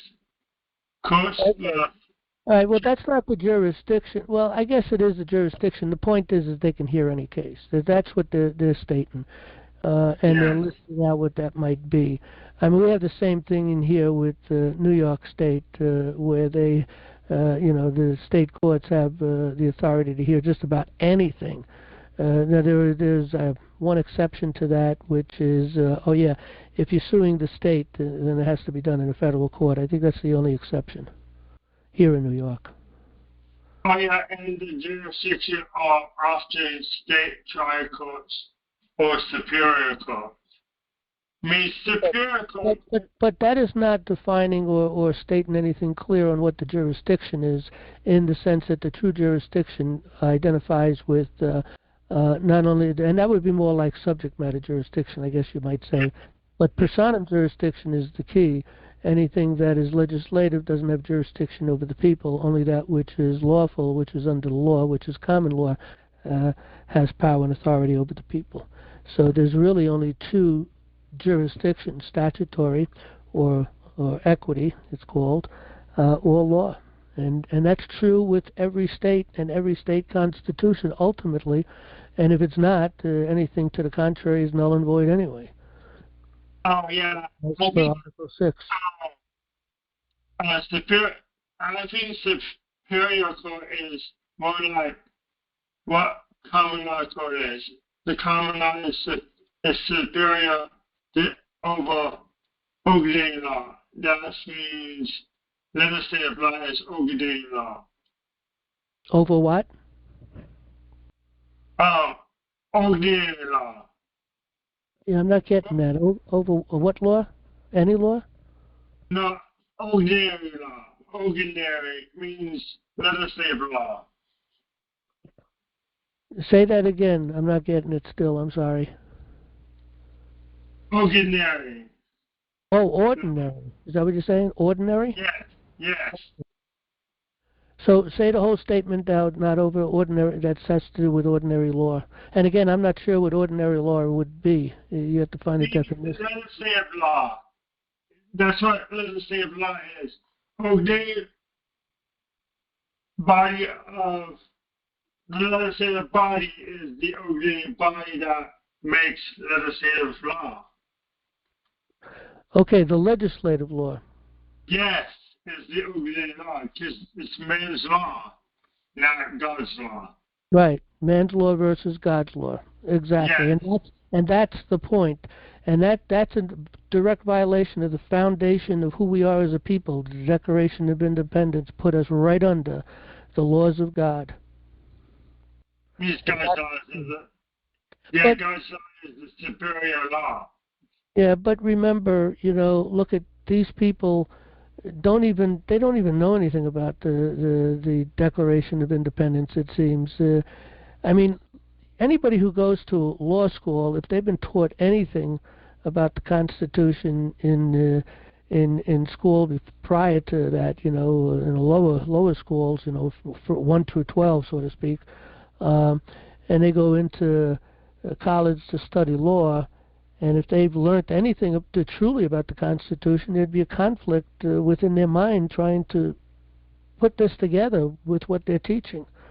So obviously they don't know the Declaration of Independence. They don't know the Constitution. They don't know the Bill of Rights. They know certain rights, I'm sure, that's mentioned, but generally speaking, they don't know the Bill of Rights. I mean, right there in what is it, Amendment 7, it says right here very clearly, in suits of common law, where the value in controversy shall exceed $20, the right of a trial by jury shall be preserved, and no fact tried in a jury shall be otherwise re-examined in any court in the United States than according to the rules of the common law. Right there in Amendment 7. How can they not get it? I mean, if I had this knowledge and I went to college and to study law, and they start teaching the things they're teaching, that'd be contrary to what I know. I mean, how can you even go through the school? I mean, again, therefore they don't know anything about this stuff, and they're not taught that. My brother went to law school, and he said that they don't teach the Constitution at all in law schools. They refer back to statutes. And I know there's a guy that does a course on law, which I had learned how the court system works through him, at least part of what I understand from him. And he spoke about that they teach in school, that we have statutes for all that stuff. You don't need the Constitution. Don't bring that up in the courts. They want you to bring the statutes up. You see how they get you further and further away from, we the people, what we established, what we ordained and what we established. So, again. Huh? I'm sorry, did you say you yield? Yes. Okay. All right, I appreciate the call, Ross. Okay. Okay, we'll take our next caller, who right now is the last caller. If anybody else wants to get into the queue, star 6 and a 1 if you're on a phone, and there should be a button if you're on an app or browser. Okay, we got, is that Linda from Virginia? Linda in Virginia. I got it right. You got the mic. Go right ahead. I'm just calling back to talk about this AI again. Uh-oh. That's going to destroy the world and a lot quicker than people realize it. Well, the thinking is to get ahead of it, but I think we're already behind it because... It's too late. Look at the greed of man. Go ahead. My suspicion is that the Biden administration had already installed AI and replaced many agency systems without disclosure to the American public.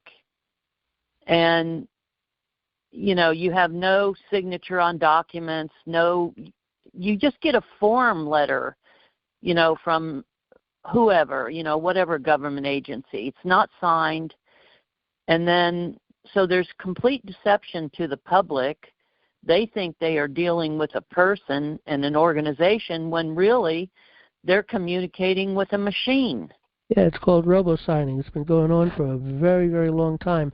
And it's just forms that when they see keywords or key things coming in, pop, and they have a form this, form that, form. And it's a process of forms, and the whole thing is really building a case because a lot of people, unfortunately, they get frightened or they get frustrated. They don't know how to respond to it, and they lay it aside, and they ignore it. And then the next thing you know, they get another one and another one and another one. And what they're doing is building a case that you just, agreeing with them ultimately because that's ridiculous. It's like everything they do counts and nothing you do counts. Yeah, but that's been going on long before Biden. That's been going on for decades, ultimately. Well, yes, I know, but I think it was in full-scale implementation with the Biden administration.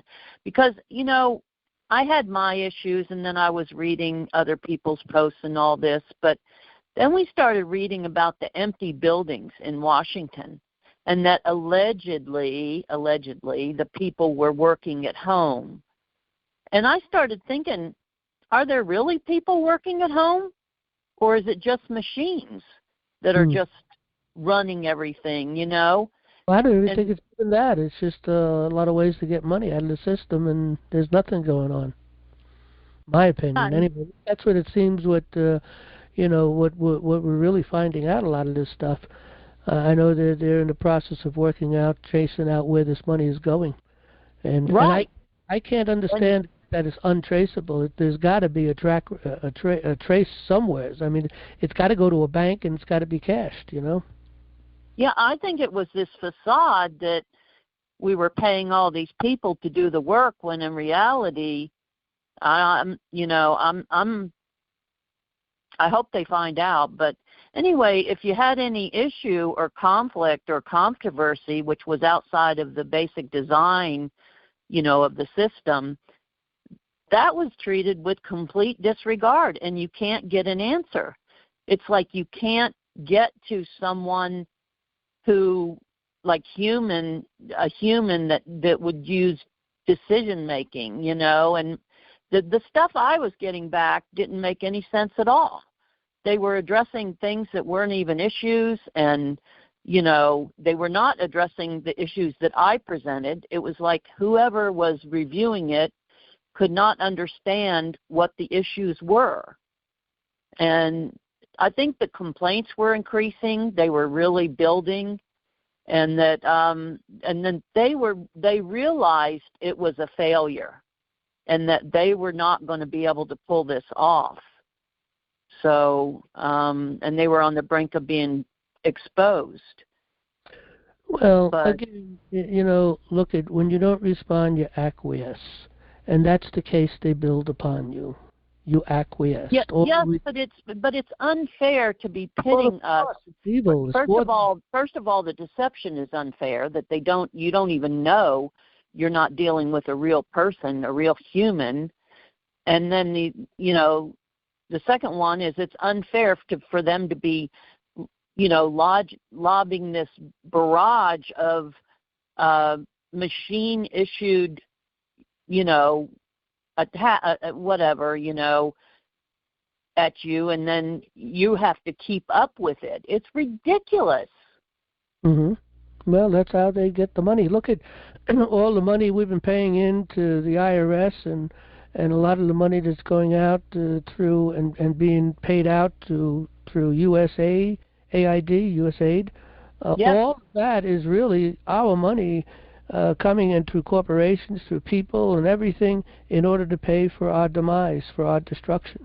Because that's what they use to pay all these illegals to come in, to live in these hotels, and give them, I don't know how many $1,000s a month. Well, I think all that was distraction from what they were doing, trying to put this global system in place with this AI.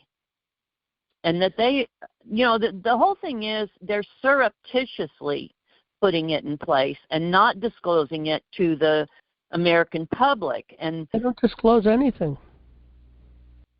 We need to get the message out that any AI that affects government or public interaction, must be disclosed to the public for review, comment, and evaluation. And AI is a problem everywhere. I mean, corporations are using it. No, but they're addressing it like it's going to be a problem. It's going to be a problem. No, it is going. Of course, but it's going to get worse. Look, it's going to render man obsolete. Literally going to render man obsolete. You're not going to have actors anymore. But we don't need actors no more, because how many jobs or AI how many people are out of jobs? Well, that's the point. Look, even let's take even what's going on in Hollywood. Again, you don't need actors no more. You don't need the producers. You don't need anything. You just need AI to tell her what to do, and it creates all this stuff, visual stuff, and it looks just like it's real. Okay, and it's gotten to that point where it's hard to tell the difference between what is real and what isn't real. That's one problem. I mean, everything that you can do, it can be replaced by a robot. I mean, it's the question. But our children are not learning things that they need to learn because they'll have AI at their fingertips, and this whole thing is just to make you stupid, to keep us dumb. But it's going to destroy all of mankind. I look at this stuff and think about it, and it's going to destroy mankind totally. There was a question asked to AI about morality. It was a moral question, okay? And the question is if an individual was stole from one place and then gave it to the poor, and I forget what place and I forget what poor, but that was really the design of the question. Is that okay? And AI responds, it's perfectly okay. Even though there was a wrong thing, it was done for a good purpose. That's the morality thinking of an AI, okay? Working its... But my point is, the people are not being, made aware of what they're doing, and so there's no opportunity for them to weigh in, or have a voice in it. But my point is the government is doing that at every level on everything. Look at the court. They're not being made aware of what's going on. Look at the tax system, and not only in the tax that you're talking about, but also in property tax. Look at the problems in all of the court systems on every level. Yeah, lack of transparency. The truth, we don't know. Lack of transparency. Yeah, it's all fraud, and you lose every time, and that's that. You can't win. So. And I just read yesterday that everything Biden signed was done by auto pen. Yeah, I heard that. That just which came out. They're now questioning whether any of it is. See, there's a big battle that needs to happen on, the legitimacy of all these unsigned documents. It's happening. And all this auto pen stuff. There's no accountability with it. None. Zero. It's happening. And then we're paying these, public officials obscene amounts of salary to do a job, and they're not accountable. This is ridiculous. This is so absurd. Yeah, but the case is being made. They are going to be held accountable. I would never have said this, years ago, but there's no doubt in my mind right now. They all will be held accountable. Remember, everything that's going on, it takes time in order to file charges because you have to go through the lawful process. Right. Go through the indictments. They take advantage of that, though. But they take full advantage. That's okay.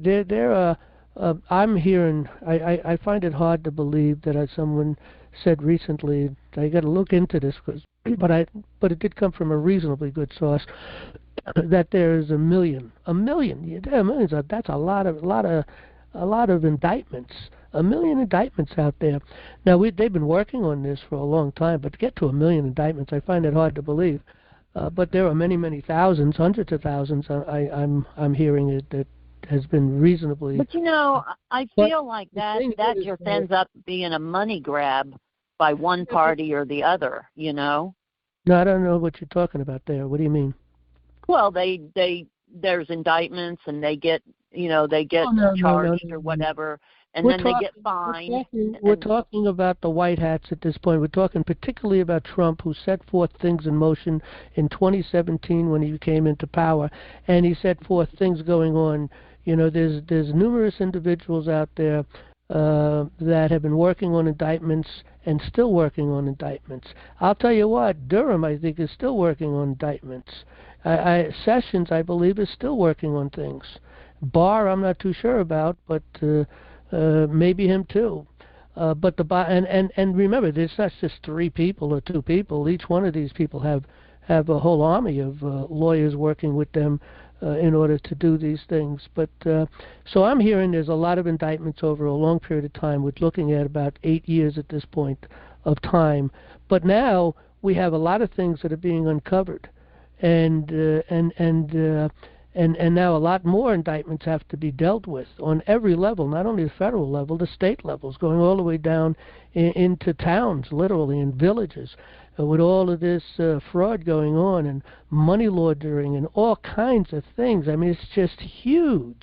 It is beyond what anybody thought. Well, not beyond what I thought. I've come to realize this a while ago, and a lot of people have come to realize this a little while back. But yeah. No, but aren't you amazed by the? Aren't you amazed what they're coming up with? It's just unbelievable. Well, look at it's not a surprise to me. It just isn't a surprise. It was in the beginning, of course, okay, but it's so long ago now that I've been, it's just not a surprise to me.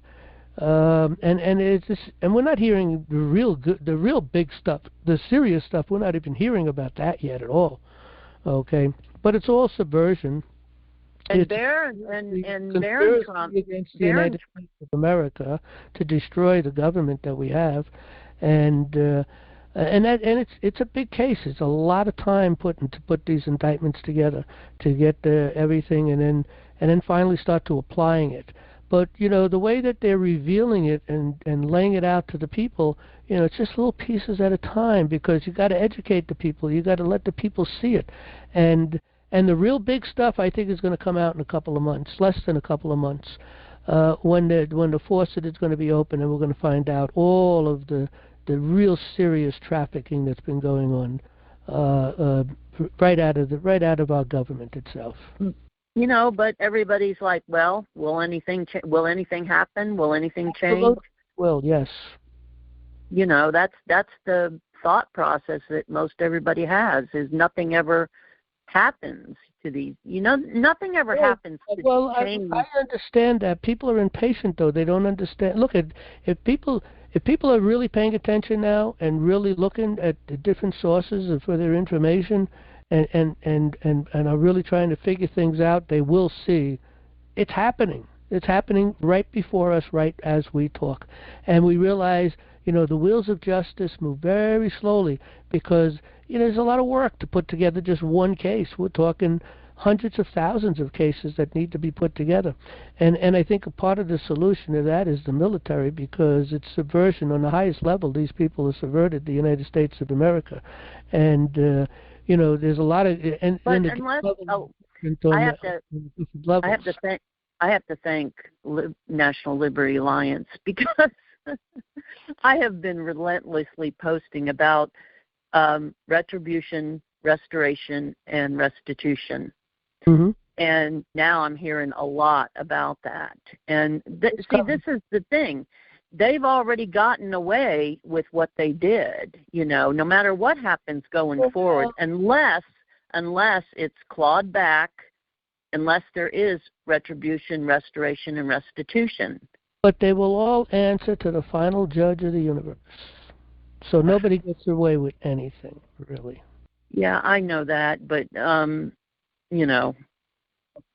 for the here and now, it's... Yeah, well, the Bible talks about men saying peace and safety at last. That day is coming. It's drawing near quite quick. Let me ask you about something else if we have time.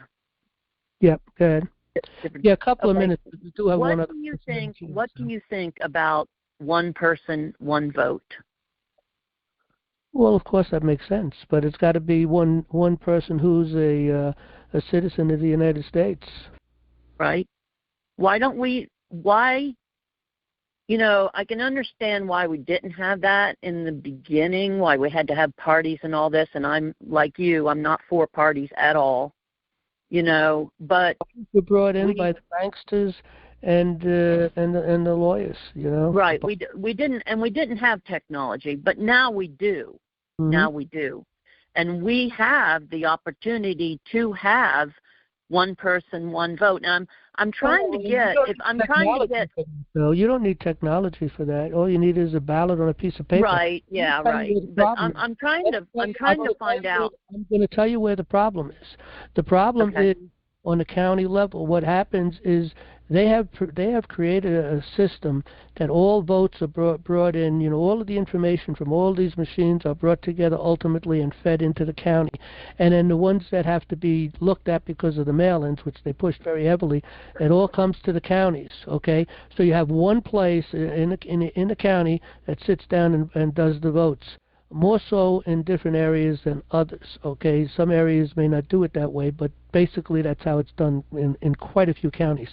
The way it's supposed to be done ultimately is the count is to be taken right there in the election district itself, which easily every election district doing the counting of the vote, allowing the people to come in and watch the counting of the vote with paper ballots and the recording of that votes can be done very quickly within a couple of hours in every election district, because there's enough manpower in every election district to bring forth these numbers.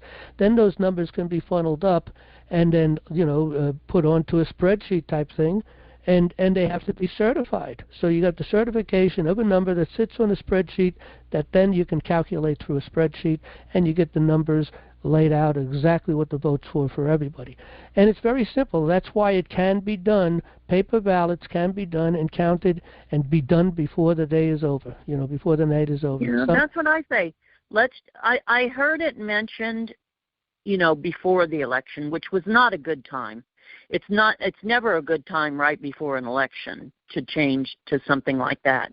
But now I can just imagine if we had one person, one vote, they would have to cater to the people, If we had committees of safety in every county, they'd have to cater to the people even more so. Yeah, and the people would have a voice, and we'd just be done with all this being treated with disregard. It's ridiculous. We have to keep struggling to have a voice in the whole process. And one other thing, the committees of safety being the true committeeman, okay, what our founding fathers exercised in their days, okay, the committees of safety being the true committeeman would be the ones who would certify the counting of the votes within their election districts. And you're saying, okay, my question is, why do we need any committee? But it was what you just explained. The only way you can have government by consent is through committees of safety. I don't know of any other way. You can call it another name, but everybody's got to do the same thing. The committees of safety are the ones that make the decisions on who gets onto the ballots. Right now, it's a statutory process by a statutory committeeman. Okay, and ultimately it's the party boss who actually makes the decision who's getting onto the ballot. Well, why can't that be one person, one vote? What's that? For who even gets on the ballot? Well, that's the point. Is you see, you got to get signatures. Do you know how the process works? You have to get signatures to get people onto the ballot. Depending on what office they're running for, they have to get so many signatures. Yeah, but I'm thinking if we have one person, one vote, the whole process would change. I don't know. I don't know all that. All I know is that what I'm asking. The reason I'm asking now is I'm looking for reasons not to do it, and you know what? I'm not finding any at all. All right. Well, we're going to have to. We only got a few minutes, and we do have one other person in the queue, so we could pick up to talk about this some more next week if you want. I definitely intend to. If I don't hear any reason why not to pursue it, I think we should be, full speed ahead with this. Well, I have a lot to say about this, and it sounds like you do too. So let's talk again. Okay. About next Sounds week, good. whenever you want, and try to get in a little early so we can spend time. But I do want to take this next caller before we end the program tonight. Okay. All right. Okay. Thanks so much. Thank you. All right. Bye-bye. Okay. Our last caller is Brett. You got the mic. Go right ahead. What state you're from, Brett?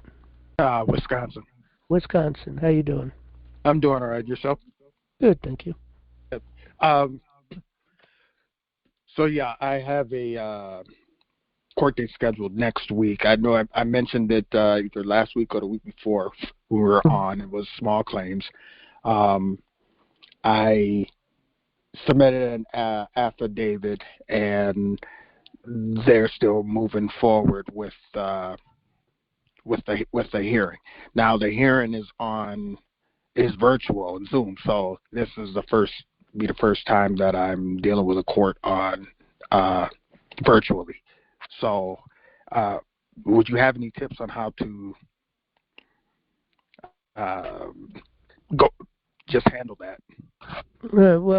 I forget, I recall talking with you before, but I forget, what's the case about? It's a small claims, right? Yeah, small claims. And so I was served at my door, and I was reading through it, and some attorney, it looked like they wrote an affidavit. I mean, it was like 10 or 11 So you've been sued by someone, or this is a government pursuing you, or government agency or something? What is it? It's American Express. Okay. So they're suing you.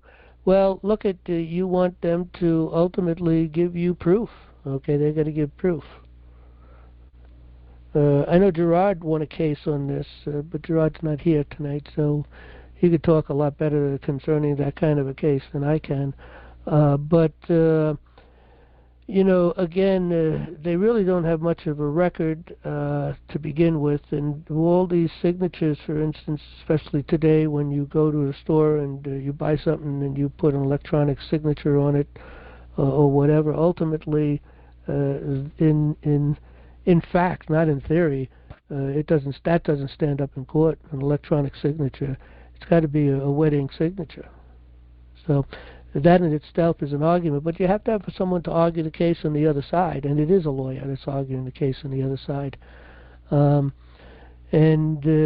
sure if you really carefully went through their case, you could probably find a lot of flaws in it that you could probably pick apart and really, pick that affidavit apart quite a bit. And that's what you got to do. You got to pick that affidavit apart. Well, I responded to those, and I had some requests, and there was no response other than coming from the court. Mm-hmm. Because I responded to the lawyer, and I had to file a response, which I did that, but the only response that I got is, okay, we're having a court date on such and such date. And I'm like, wow. What's the interest on that? You said American Express? Yes, I don't have what's the the information. What was the interest? I can't recall. Okay, but I'm sure it's usury. Yeah. Okay, yeah. So that's what I'd make my case about. I'm sorry. Usury. That's right, and it depends on what court you're in too. It's a circuit. Okay, so it's state court. It's a state court. See, I don't understand how those courts work. I know how the court in New York State works, and I know how the federal courts work. But each state, they have these different things. It's a court in a county that's a state court, correct? Or the circuit court could be a group of many counties, I guess. Wow. I don't know. What state are you in again? Wisconsin. Yeah, I don't know how how it's set up in there. You can go onto the internet and just ask what the structure of the state of Wisconsin is for the court, the court system, and you can see the structure, and then you can know it's a state court or what kind of court. It sounds like it's a state court, being a circuit court. Okay. Is it? So there's two things. If you're in a state court. Well, it's not really, it doesn't have anything to do with statute, so I don't see any kind of a problem with that. But I'll tell you what, to go back to make an argument against these individuals would be really on the usury side of things. And again, usury is against the law. Okay, so is it, can a lawyer just not respond, or can anyone not respond to an affidavit? They have to. Look, if they didn't respond to your affidavit, then you file a paper of default of the affidavit from the extent of the facts. In other words, if you laid out a fact and a fact and a fact, and they didn't rebut those facts, then therefore after a certain amount of days, 30 days usually, or 20 days depending, but if they don't respond to those facts, then they agree to them, okay? And then you can take your affidavit and write a paper laying it out that they had agreed to this, they acquiesced, okay? And therefore they agreed to this, they agreed to that, they agreed to this, they agreed to that, they agreed to that. Therefore, you look for a summary judgment on your behalf if that's what you built your affidavit around in order to, get to. Okay. Now, is there a certain? Do I have to do that certain amount of times before Well, the default? how long ago did you give them the affidavit? This was the 3rd of February. Okay, so the 3rd of February, going to the 3rd of March, it's a month, so February, you're over the 30-day period, and again, let me think about this. See, look at when you file papers, in the court, you need to give them a certain amount of time to respond, and 30 days is appropriate. And now, where are they at? They're just moving forward. Again, there's so much that's involved here. I'm not sure how I can even really say too much about what really to do, because I don't know where your case is at. I don't know where they're pushing, if they're pushing for summary judgment. I don't know what motions were being made. But again, I would try to get a paper in the court that they acquiesced because they didn't respond. But did you give them enough time? Did you put anything in the paper for response, and in you replying affidavit to their paper that they originally filed? When did the case start? How many months ago? I was served. It was like January 15th, and they said, you have to appear or file by the 3rd. So I only had like a week and a half or so, and of course, among other things. Well, that I don't understand that. They filed on January 3rd. Okay, so you're saying on January 7th or 9th, they're saying you had till then to respond? January 15th, and it was on. They pointed out. Well, date on there. The law is ultimately when they got 30 days, okay, to respond, and that's what your paper should be saying on the summons, that they've got 30 days. But it could be 20 days if they're served directly. So usually, if you use a sheriff, if the sheriff finds the individual and serves them directly, or some kind of a server, there's private servers you can get also. Sheriff is the best way to go, though. And they find the person because they're going to serve them directly, and so they got 20 days to respond. So you should have been given at least 20 or as much as 30 days to respond. Now, did you respond in that time period or no? No, I didn't. Okay, so they're pushing forward as a default, I presume, at this point. Are they moving for a default? Oh wait, I'm sorry. When you said did I respond, like the initial response, or did I respond? Well, when they filed the paper, did you rebut it within 20 or 30 days? Did they serve? Yeah, because it was I only had like a week and a half. Did they serve you directly? Did you personally get served, or yes. Or did you serve it to someone else in the household? No, to me. Okay, so that brings you under 20 days, but it has to be said so in your summons, okay? And usually it's 30 days, but if it's personal, then it's 20.